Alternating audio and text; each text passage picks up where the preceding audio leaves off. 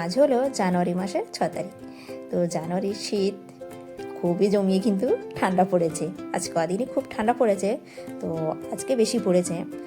তো নমস্কার বন্ধুরা, ওয়েলকাম টু আপার্নার কিচেন। আর রেসিপি তো ছাড়তেই হবে আপনাদের জন্য। তো নিয়ে চলে এলাম কাতলা মাছের মাথা দিয়ে মুগ ডাল। তো তার জন্য এখানে দেখুন 200 গ্রাম মুগ ডাল নিয়েছি। নিয়ে হালকা ভেজে ধুয়ে এদিকে কিন্তু কড়াইয়ে সেদ্ধ বসিয়ে দিয়েছি। আমি কিন্তু শুধু ডালটা সেদ্ধ করে নিয়ে, ডাল সেদ্ধ হয়ে গেছে। কড়াইটা পরিষ্কার করে তেল গরম করতে দিয়েছি, সর্ষের তেল দিয়ে একে একে মাছের মাথাগুলো দিয়ে আমি উল্টে পাল্টে ভেজে নেব। তো মাছের মাথাগুলো দেওয়ার সাথে সাথে ফাটছিল, এই জন্য আর দেখায়নি। মাছের মাথাগুলো ভেজে নিয়েছি।